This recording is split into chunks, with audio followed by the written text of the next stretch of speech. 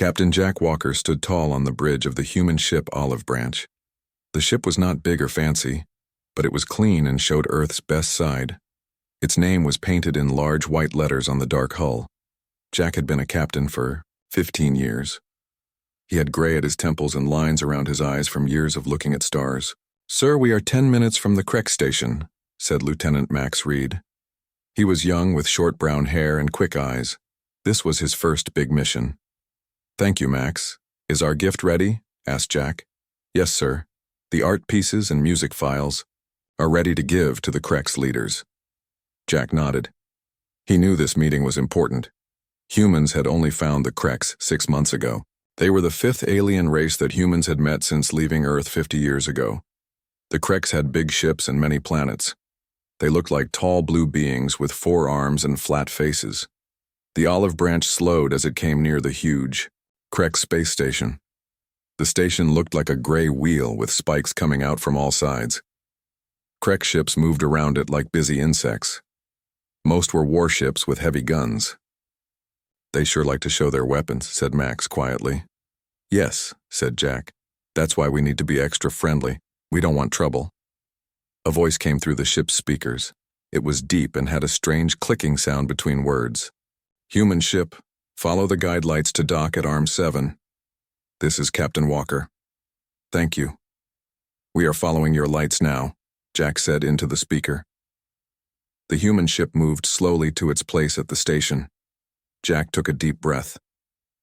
"Max, you and Tom come with me. Everyone else stays on the ship." Tom was the ship's science officer. He was older than Max but still younger than Jack. He had dark skin and always carried a small computer to take notes. The 3 men walked down the hall to the airlock door where they would meet the Crex. They all wore their best blue uniforms, with the Earth symbol, a circle with olive branches on their chests. "Remember," said Jack as they waited, "no sudden moves. Keep your hands where they can see them. We want to look peaceful." The airlock hissed open. 3 Crex stood there. They were 7 feet tall with blue-gray skin that looked hard like armor. Each had 4 arms and wore metal clothes that shined under the lights. Their faces had no nose, just flat areas with breathing holes. Their eyes were large and yellow. The middle Crex stepped forward. "I am High Commander Drez. You are on Crex territory now." Jack gave a small bow. "Thank you for letting us visit. I am Captain Jack Walker. This is Lieutenant Max Reed and Science Officer Tom Green." The Crex did not bow back. They looked at the humans with cold eyes. "Follow," said Drez, turning sharply. The humans followed the Crex down a wide hallway. Everything was made of dark metal. Other Crex stopped to stare at the humans as they passed. None looked friendly. "They don't seem to like us much," whispered Max. "They're a warrior race," said Tom quietly. "They respect strength first." They entered a large round room with a table in the center. 10 more Crex waited there. They all wore metal clothes with different colored marks showing their rank. "Sit," ordered Drez, pointing to 3 chairs on one side of the table. Jack and his officers sat down. Jack placed a small box on the table. "High Commander, we bring gifts from Earth. Art and music to share our culture with yours." Drez looked at the box but did not touch it. "We have no interest in human art. We want to know about your weapons and ships." Jack smiled politely. "We came to talk about trade and friendship between our peoples. Earth wants peaceful relations with all. Peace is for the weak." Cut in another Crex at the table. This one had red marks on his metal clothes. "Strong races take what they need." Jack kept his smile, though it was harder now. "On Earth, we found that working together helps everyone grow stronger." The Crex made clicking sounds to each other that the humans' translators couldn't catch. They seemed to be laughing. "We have studied your ships," said Drez. "They are slow and have few weapons. Your planets are not well protected. Tell us why we should see humans as equals when you are clearly inferior." Tom shifted in his chair. Max's face turned slightly red. Jack kept his calm. "Strength comes in many forms," Jack said. "Technology, yes, but also art, ideas, working together. Earth has much to offer in trade." "Show us," demanded Drez. Jack reached into his pocket and pulled out a small round device. This is a simple thing we call a peace token. It projects images of Earth. Jack pressed a button and the device lit up, showing pictures of Earth's oceans, mountains, and cities in the air above the table. As Jack moved his hand to point at a picture of New York, he accidentally made a quick gesture with his fingers. Spread. He did not know that this same hand sign was the worst insult in Krek's culture. The room went completely silent. The Kreks all stared at Jack with their yellow eyes now wide with anger. "You dare?" growled Drez, standing up so fast his chair fell over. "You dare make the death sign to the High Commander of the Kreks?" Jack realized something was very wrong. He lowered his hand quickly. "I'm sorry if I made a gesture that offended you. In human culture, this means nothing bad. It was an accident." "Silence," shouted Drez. His top two arms reached for weapons at his sides. "No one makes the death sign to a Kreks and lives." Max stood up. "Sir, please. My captain meant no disrespect. We don't know all your customs yet." Tom tried to help. "This is just a cultural difference we can learn." "Guards," called Drez. The doors opened and 6 armed Kreks rushed in. "Take the humans." Jack stood up now too. "High Commander, please, let's talk about this. It was a simple mistake." But the Kreks would not listen. The guards grabbed the 3 humans roughly with their forearms. "The law is clear," said Drez. "The one who made the sign must die. The others will watch and then carry the message back to Earth." "No!" shouted Max as 2 guards pulled Jack away from them. "This is wrong," said Jack calmly, though his heart was racing. "Think about what you're doing. This will not lead to peace between our peoples." Drez came close to Jack's face. "Peace is not what we want with weak races. We want respect. Now your death will teach humans to fear the Kreks." 4 hours later, Max and Tom were forced to watch as Jack was brought to a large open area of the station. Hundreds of Kreks had gathered. "To see," Drez spoke to the crowd. "This human has insulted the Kreks people. The punishment is death." Despite Jack's dignity and attempts to explain, the Kreks showed no mercy. With cold efficiency, they carried out their sentence. Later, a shaken Max and Tom were put back on the olive branch with a data chip. On it was a recording of what had happened to Jack. "Tell your leaders," said Drez as the airlock began to close. "This is what happens when lesser beings do not know their place. The Kreks are the future of the galaxy. Humans would be wise to remember that." The olive branch pulled away from the station, its captain gone forever. Max sat in Jack's chair, his hands shaking with grief and anger. "Set course for Earth." "Full speed," he said to the pilot. "They need to know what happened here." As the ship jumped to light speed, Max looked out at the stars. "They have no idea what they've just done," he whispered. The olive branch emerged from light speed near Earth's orbital defense ring. The once peaceful diplomatic vessel now carried a terrible message. Lieutenant Max Reed, now acting captain, sat in the command chair that had belonged to Captain Walker just days before. His eyes were red from lack of sleep. "Earth Defense Command is hailing us," said the communications officer, her voice tight with emotion. Everyone on the ship knew what had happened. "Put them through," Max said. A stern face appeared on the main screen. "This is Admiral Kate Stone. Olive Branch, we expected your return 3 days ago. Where is Captain Walker?" Max took a deep breath. "Admiral, I need to speak with the Defense Council immediately. Captain Walker is dead, executed by the Kreks." The Admiral's face showed shock for only a moment before turning to Stone. "Dock at Station Alpha. The Council will meet you there." 4 hours later, Max stood in the large round chamber where the United Earth Defense Council met. 12 men and women in dark blue uniforms sat at a curved table. Above them, the Earth flag, blue with white stars forming the shape of a dove, hung on the wall. Admiral Stone stood at a display screen. She was a tall woman with short gray hair and eyes that missed nothing. She had fought in the last Earth, war 20 years ago, and now led Earth's defense forces. "Play the recording," she ordered. Max handed over the data chip the Kreks had given him. His hand shook slightly, the lights dimmed, and the recording began to play on the large screen. Everyone in the room watched in silence as Captain Walker was led before the Kreks crowd.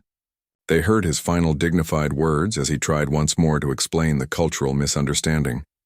Then they watched as the Kreks carried out their cold sentence. Several council members turned away.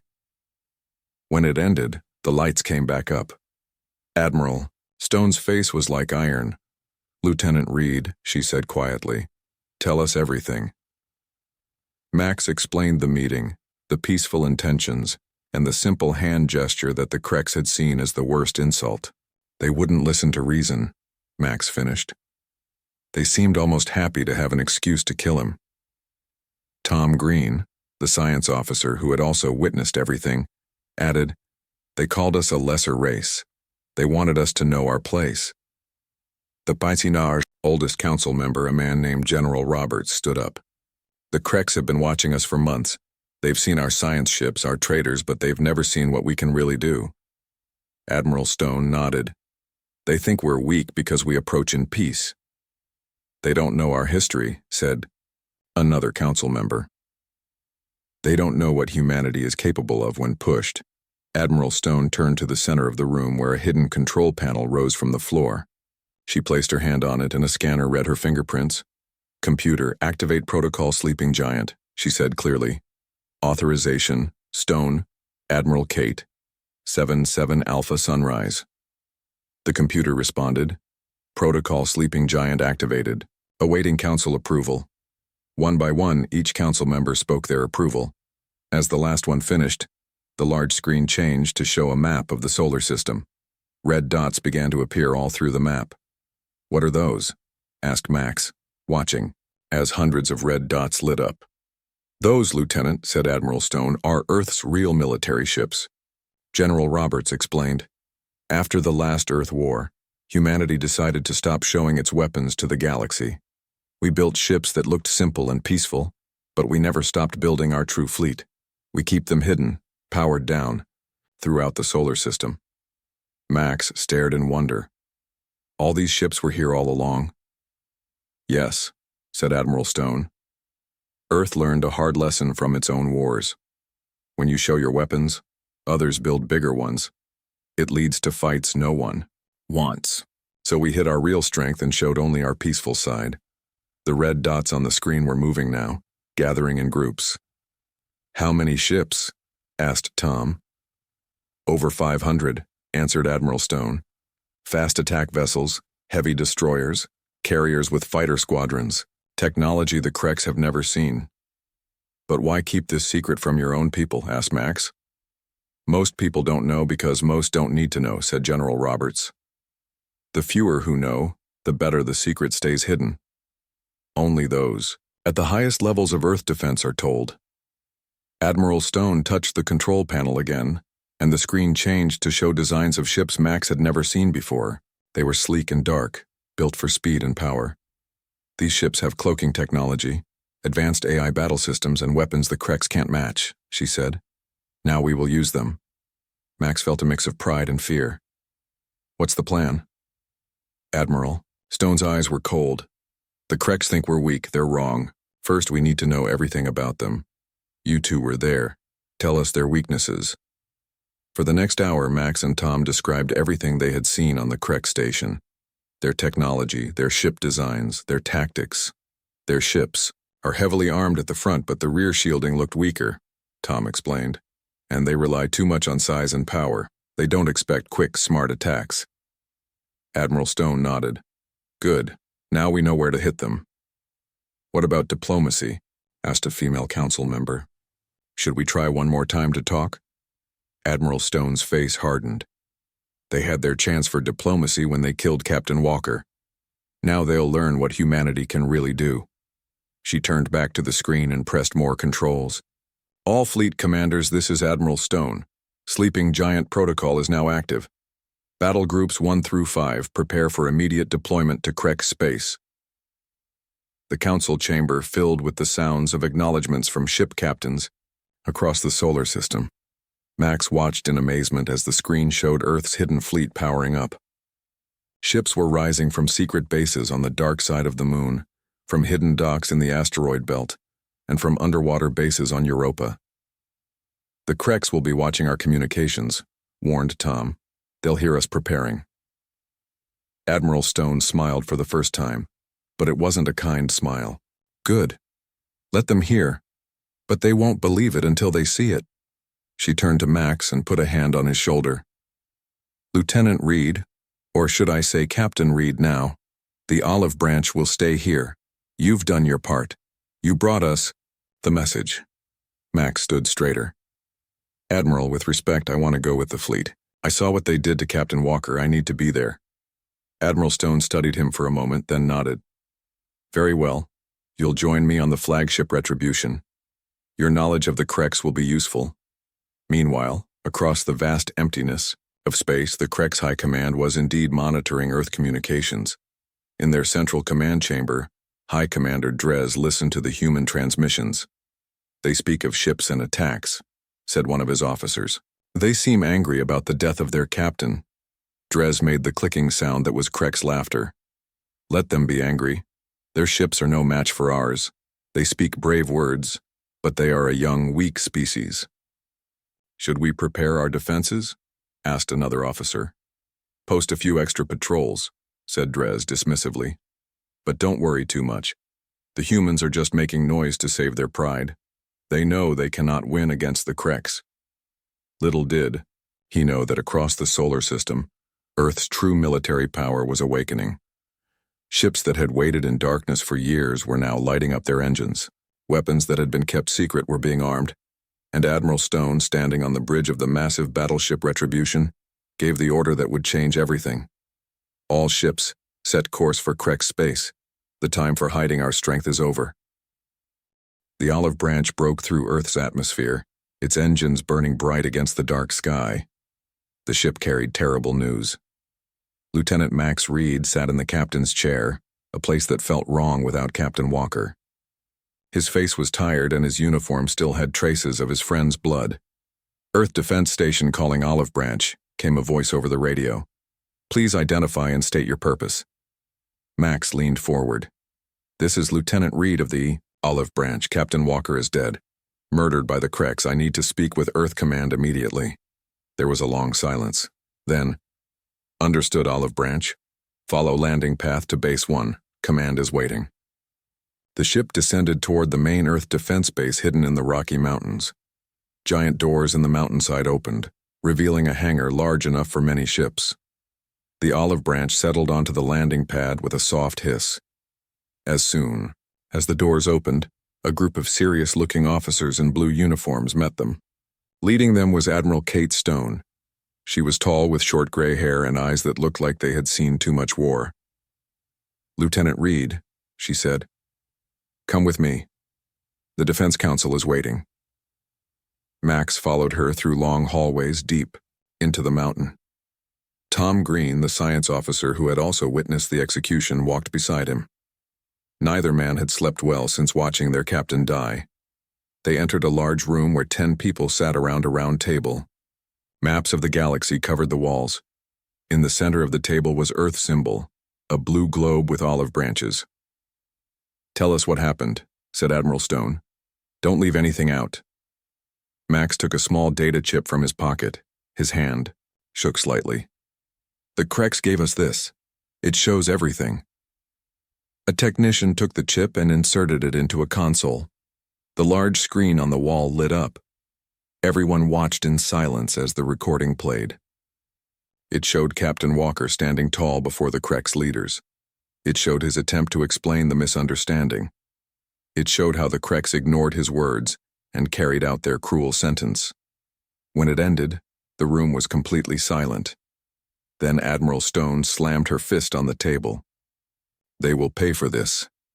An older man with white hair stood up. I am General Davis. Lieutenant, tell us about the Krex. What did you see of their weapons? Their ships?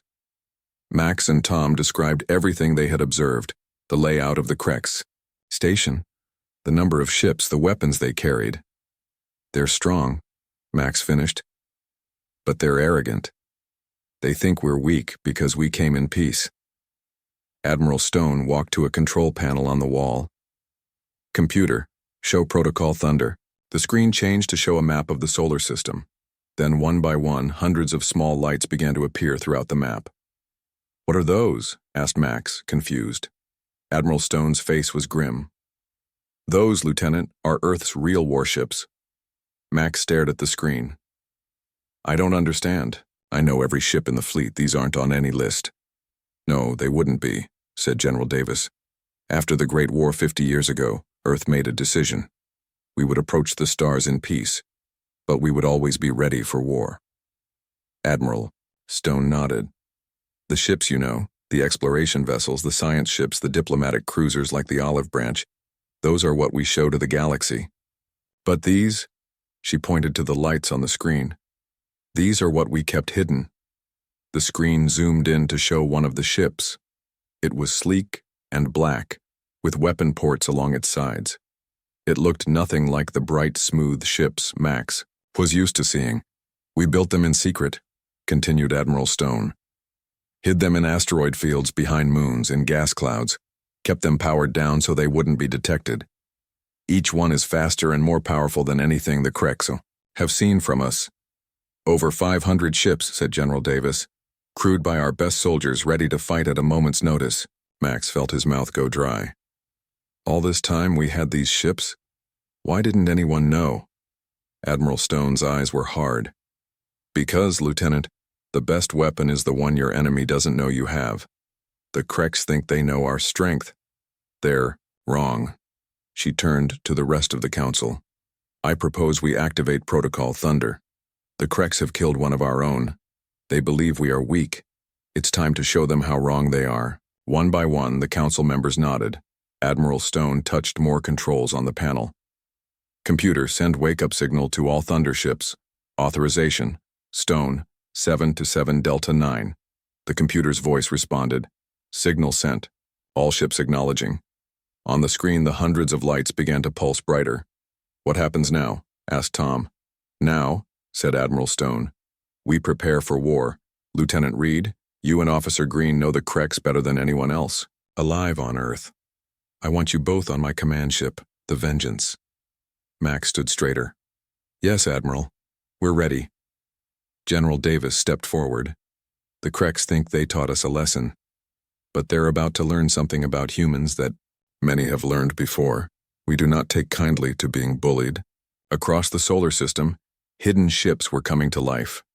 In the dark space behind Jupiter's moons, 10 black destroyers powered up their engines. In the asteroid belt, 20 fast attack ships detached from the rocks that had hidden them.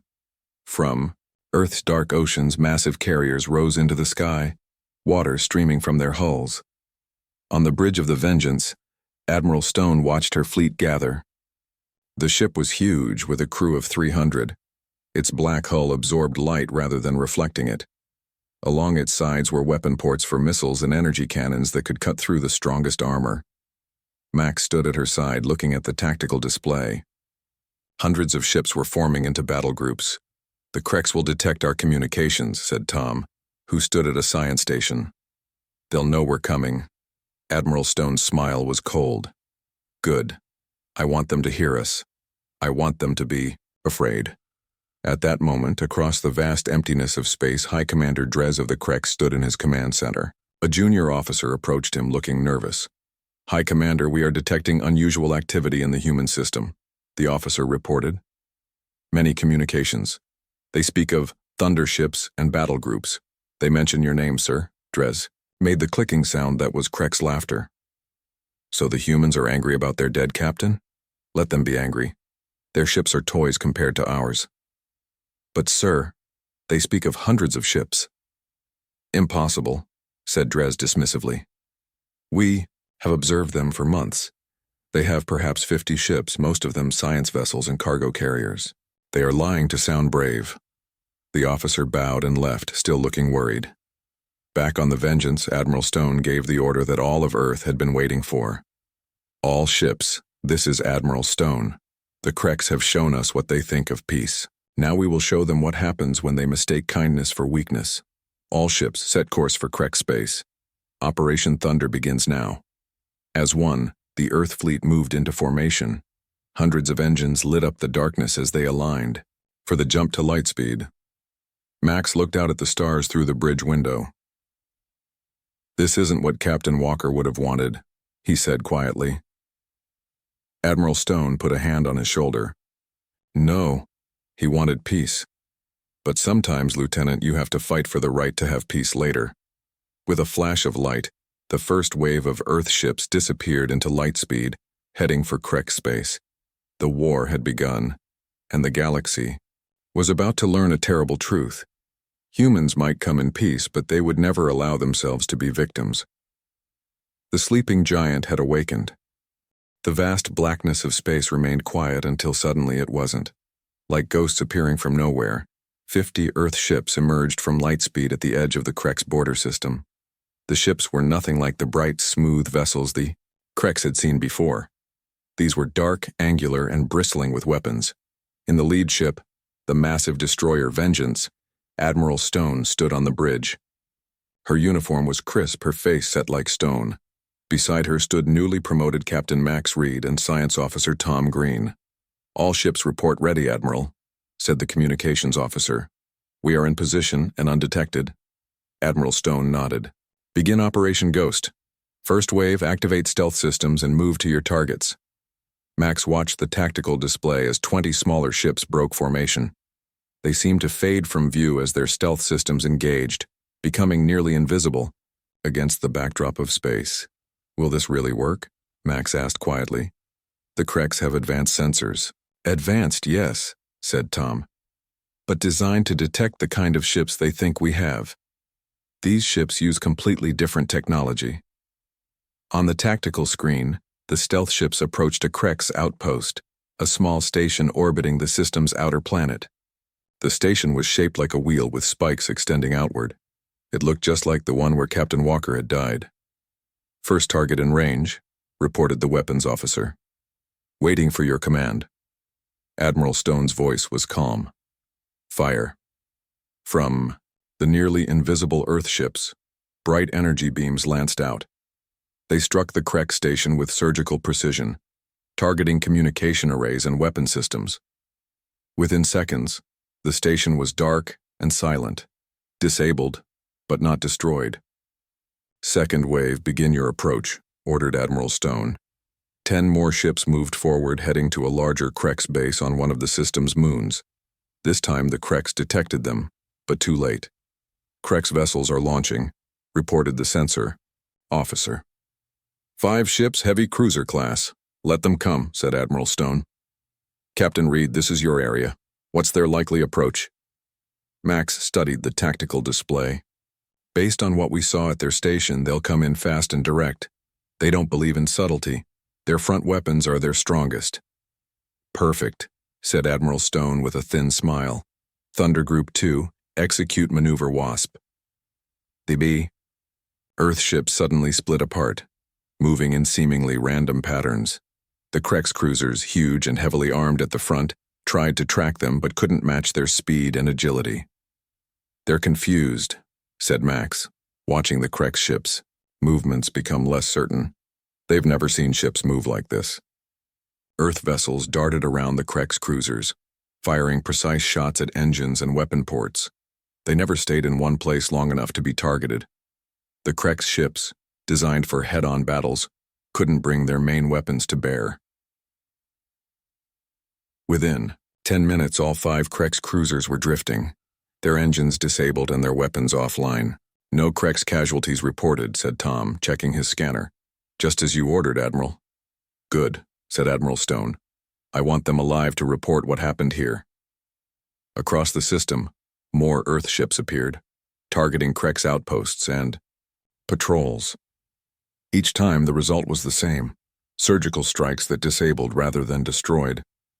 On the main Krek's command station, alarms blared. High Commander Drez rushed into the command center, his yellow eyes wide with surprise. "Report," he demanded. "What is happening?"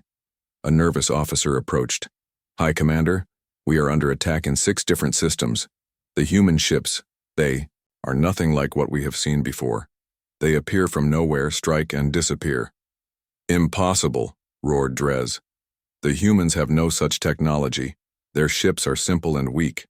The officer's four hands worked quickly over the control panel. The main screen showed images from different Krex outposts, all showing the same thing. Dark, powerful Earth ships moving with incredible speed and precision. "These are not the ships we observed," said the officer. "These are something else." Dres stared at the screen, his confidence failing for the first time. "How many?" "We have confirmed over 200 different vessels. There may be more we cannot detect." Another officer rushed in. "High Commander, the military academy station is under attack." Dres's body went rigid. The military academy was where young Krex learned to become warriors. It was also where his own son was training. "Send all available ships to defend the academy," he ordered. Now, at the Krex Military Academy, a massive space station shaped like a six-pointed star, 40 young Krex cadets watched in fear as their instructors rushed to battle stations. Through the viewports, they could see Earth ships appearing from lightspeed. 15 sleek destroyers and one much larger vessel. "That's the Vengeance," said Max, pointing to the tactical display on the Vengeance's bridge. "The Krex Academy is heavily defended, but it's mainly a training facility." Admiral Stone nodded. "Which is why we won't fire first. Open a channel." The communications officer worked his controls. "Channel open, Admiral." Admiral Stone stood straight. Her voice was clear and cold. "Krex Military Academy, this is Admiral Kate Stone of the Earth Defense Force. You have 1 hour to evacuate all cadets to the emergency shuttles. We will not fire on unarmed vessels. Once the cadets are clear, we will disable your station. This is not negotiable." There was a long silence. Then a gruff Krex voice responded, "This is Battlemaster Crone. We do not take orders from lesser beings. The Krex do not surrender." "This is not a request for surrender," replied Admiral Stone. "This is a chance to save your young ones. You killed one of ours. We could destroy you all, but we choose not to. Consider this education." She signaled to cut the communication. Now we wait. For 45 minutes, nothing happened. Then, small shuttles began launching from the Academy station. "They're evacuating," said Tom, checking his scanner. "Life signs indicate mostly younger Krex." Max looked at Admiral Stone. "They're actually listening." "Even the proudest warrior will protect their children," she said. "Prepare main weapons. As soon as the last shuttle is clear, we disable the station." 20 minutes later, the last shuttle cleared the Academy. With precision that would have been impossible with the ships the Krex thought Earth had, the Vengeance, and its escort ships fired. Power systems, weapons, engines, all were targeted and disabled. Within minutes, the once mighty Academy station was dark and silent. As the Earth fleet prepared to move to its next target, a message came through on all channels. It was High Commander Dres himself. "Humans," his voice was tight with rage, "you attack like cowards striking from shadows. You disable rather than destroy. Is this how your kind fights?" Admiral Stone signaled to respond. "This is Admiral Stone. We fight to win, Commander. You killed one of ours to teach us a lesson. Consider this our response." "This changes nothing," growled Dres. "The Krex have the largest fleet in this sector. We will crush your ships, no matter how many you have hidden." "You're welcome to try," replied Admiral Stone calmly. "But know this, what you've seen today is only our first wave. There is much more to come." As the communication ended, Max looked at the tactical display showing the Earth fleet's movements across Krex space. He doesn't understand yet, does he? He still thinks he can win. Admiral Stone's face was grim. He will learn. All Krex vessels are reporting what they've seen today. Soon they will realize that everything they thought they knew about humans was wrong. Tom checked his scanner again. "Reports coming in from all sectors, Admiral. Operation Ghost is 100% successful. All targets disabled with minimal Krex casualties." "Excellent," said Admiral Stone. "Prepare for Phase 2. It's time the Krex learned what humanity is truly capable of." Across Krex space, the message spread quickly from ship to ship, station to station. The humans were not what they seemed. Their real ships were faster, stronger, more advanced. And this was only the beginning. The war had begun, and it was nothing like the Kreks had expected. The war between humans and Kreks entered its third week. In orbit around the Kreks mining moon Dax 7, a massive battle raged. 20 Kreks battleships, each one shaped like a pointed hammer with glowing red engines, faced off against just 5 human vessels. The human ships were smaller, darker, and moved like shadows between the stars. All ships evasive pattern Delta, ordered Captain Ben West from the bridge of the Swift Justice. His ship dove sharply, narrowly avoiding a heavy plasma blast from the lead Kreks vessel. "They've adapted to our movements," said his first officer Jane Wilson. "They're learning." Captain West nodded. "Yes, but not fast enough. Activate the Shade Protocol." At his command, all 5 human ships suddenly released, small devices that expanded into clouds of dark energy. To Krek sensors, it looked like the human ships had multiplied into 30 identical vessels, all moving in different directions. "The Kreks are splitting their fire," reported the tactical officer. "Their formation is breaking." West smiled grimly. "Now, all ships target their engine cores. Fire when ready." From the real human ships hidden among the decoys, precise energy beams lanced out. Each one hit a Kreks ship exactly where its engine connected to its power core. One by one, the massive Kreks vessels lost power, their red engine glow fading to black. Back on Earth, in the underground war room beneath the Rocky Mountains, Admiral Stone watched the battle updates with Captain Max Reed and Chief Engineer Tom Reeves at her side. Tom had been promoted from science officer to lead the new weapons development team. "Another victory," said Admiral Stone as the report came in. "Captain West disabled all 20 Krek ships with no casualties on either side." Max nodded, but his face was serious. "They're adapting faster than we expected. Their new shield configurations nearly blocked our precision strikes." Tom stepped forward, pointing to the holographic display showing the Kreks' fleet movements. "Admiral, the Kreks are pulling back their forces. They're creating a defensive line around their home system." Admiral Stone studied the display. "They're preparing for a last stand." An aide approached with a data tablet. "Admiral, the Council wants to speak with you." Stone took the tablet. On its screen appeared the 12 members of the Earth Defense Council. "Admiral," said General Davis, the head of the Council, "your strategy has been successful. The Kreks have been pushed back to their home system with minimal casualties on both sides. But now they're gathering their entire fleet for a final battle."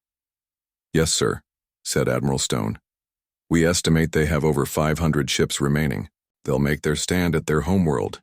"And our losses so far?" asked another council member. 7 ships damaged beyond repair, 12 with moderate damage but still in the fight. Total human casualties, 35. The council members looked at each other, impressed. "The question now," said General Davis, "is how to end this. The Kreks still refuse all communication attempts. They won't surrender." "With respect, sir," said Max, stepping forward. "The Kreks don't understand why we're fighting the way we are. They expected us to destroy their worlds, kill their people.